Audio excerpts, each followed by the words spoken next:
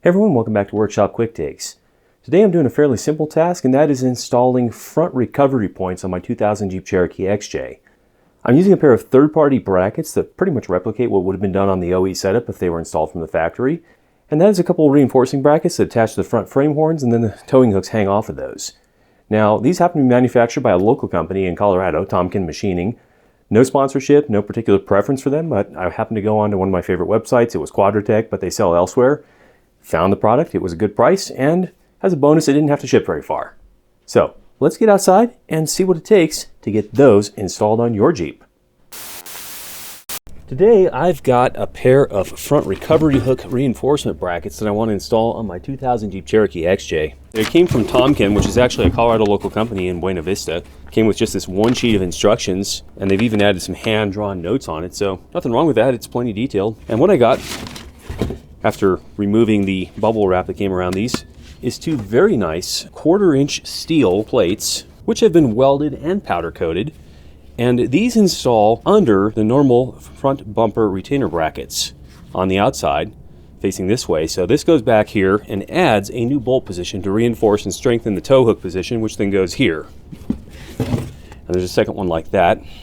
And the other thing it came with was these two bolts for that new rear bracket position, because there isn't a factory one to reuse. So I've got two bolts, nuts, washers, and although it's not necessarily required going through, I went ahead and provided an extra pair of washers that I'll also install there. The other thing you need with this, of course, is a pair of standard tow hooks. I got these at Home Depot for about 15 bucks each, but you can get them almost anywhere. Looking at the packaging, it says 3,333 pounds working load. Now that's a bit more than the vehicle weighs, I believe, so we should be fine. I'm not sure how they got that specific, except that I see max load 10,000 pounds right there, so I assume they divided it by 3 and went all the way out and stopped at the decimal. In any case, these use a standard spacing for recovery hooks, which means they will bolt right there. So the process of installing these is fairly straightforward. They do need to use the holes for the factory bumper retainer brackets, so if for some reason you have removed your factory bumper, then either you need to provide bolting hardware for a solution like this, or if you've modified more extensively than that, then this may not be right for you. So let's go stand in front of the vehicle and see what we're up against there. Okay, here's the vehicle we are modifying. Coming around on the inside here, this one has previously had some work done on the wheel arches, and so there's a large splash shield that is simply not here, and that's the same on the other side as well.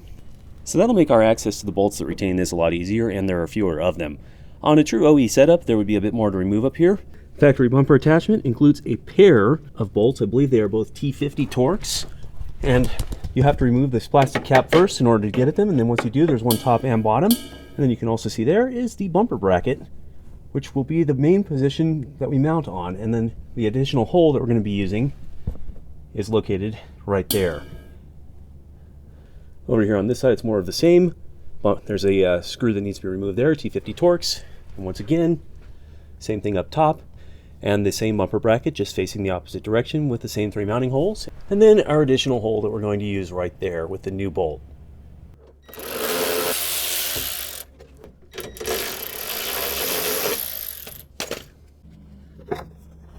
Additional comment about the passenger side here. If you still had your vacuum reservoir installed in the OE place, you might find a large ball mounted right back here.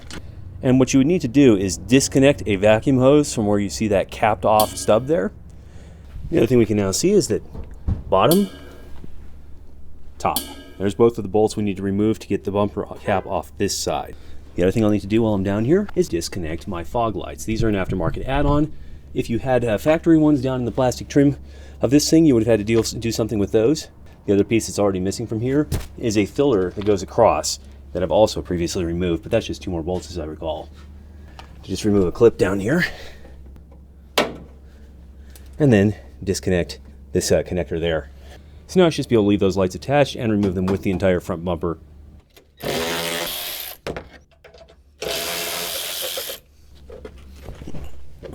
Alright, next I've got these 4 T50 Torx. I'm going to start by trying to loosen them a bit. Oh, that's looser than it should be. Also loose. Okay. Guess it was time to do something about those anyway. That's actually pretty loose too. Finally found one that was torqued. Or just seized. Don't know which.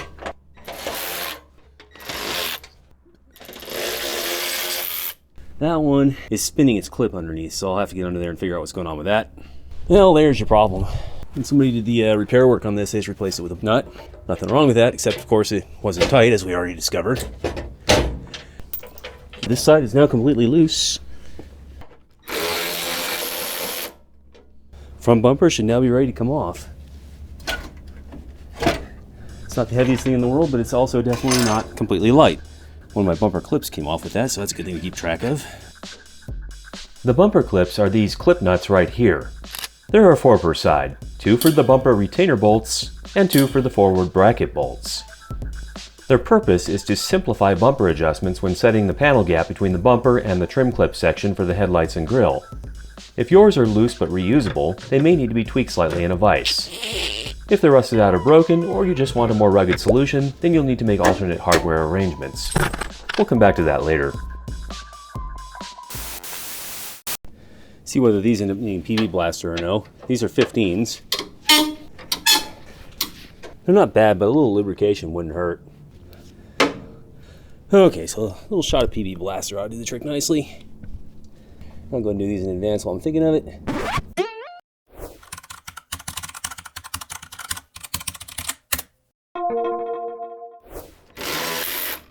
Yeah, that was worth it. And that is how we remove one of the bumper brackets. All right, let's go and do the same thing over here, just run it in sequence.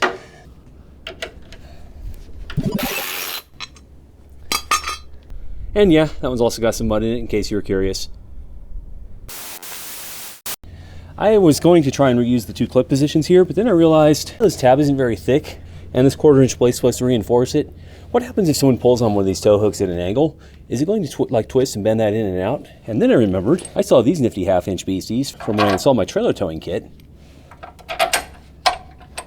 So I went ahead and reused one of the clips right there where I was missing one, and then I reamed out these holes slightly with a stepper bit, and then just resprayed everything for rust prevention. And now, oh, fits like a glove. So just be clear, this is not a required step. It's just really cool that it's going to work. So let's see what happens here. It's going to go back there like that. Nice. So this one back here uses a weld nut, which is great because it's kind of hard to get to. The bumper bracket goes over that like that. That's going to reattach in there like that. And I'm going to install all this hardware before I properly tighten it up again, just by hand, because I still got to get another bolt in back there. So that's going to be pretty close to the final installation position. And then my tow hook will go down here, and I'll go ahead and install that before putting on the bumper cap. Okay, now for the hardware provided by the vendor for that rear position. Bolt, nut, flat washer. These should be grade 8. And let's see if we've got alignment. Well, we do, but it's dicey, so that's another reason not to tighten things down right away.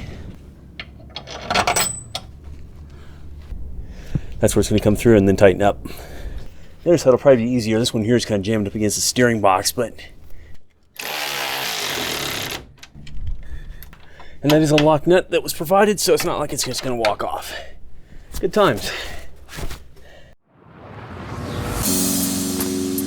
At this stage, you might be tempted to finish tightening the bumper bracket as we started to do.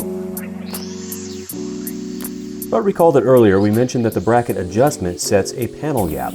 So, first get both brackets installed loosely and reattach the bumper to the brackets. Then, adjust as required while setting final torque on the 6 bracket bolts that attach to the frame horns.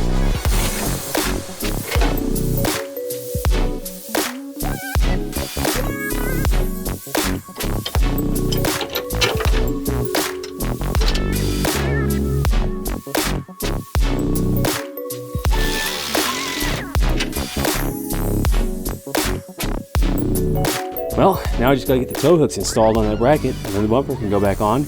Job done. All right, not quite done with the 19s yet. This is where the tow hook's gonna go, and these are bolts appear to be 18s or 19s. They'll turn with 19s for sure.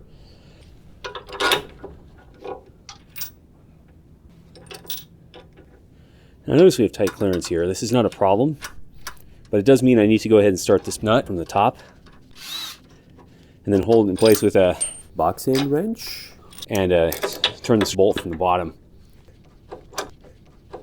My other option, of course, would be to sink the bolts from the top, but then I'd have all that screw thread sticking down here getting in the way of this flap, and I'd rather not.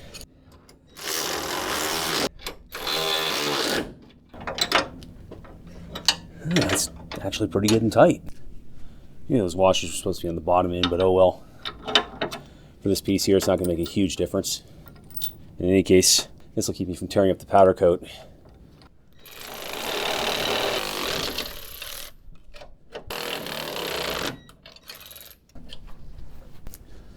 Okay, some necessary refurbishment done on this bumper bracket piece.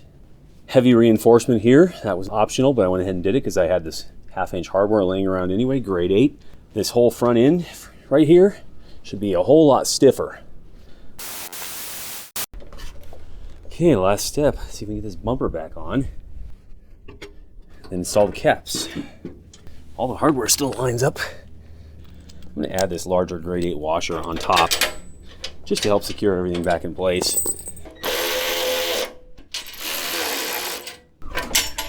Whoops! Apparently this is a good day to procure some spare clips.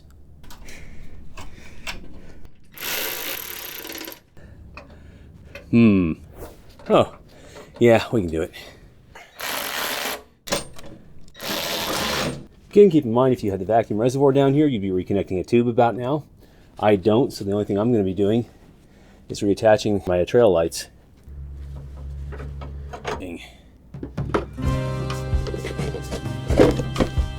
So these are supposed to go around the tow hooks, but for the ones I got, it pretty well blocks them, which means I'm going to cut a little more plastic off this. I'm going to modify these plastic things slightly because the tow hook actually catches on that little thing right there and is unusable. So that much plastic at least has to go away, and I'm just going to all the way around there. Running out of light anyway, so that ends the project, but if you do it straight stock, it's probably about an hour. If you make the modifications I made, it'll take you around 2.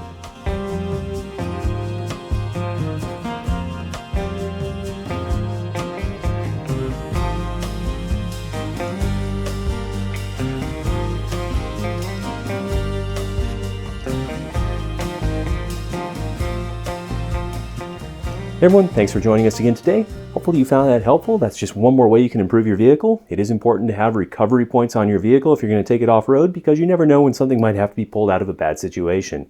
And recovery points that are designed to be used that way are always better than trying to find a random piece of subframe or axle. So, see you again next time, whenever that is.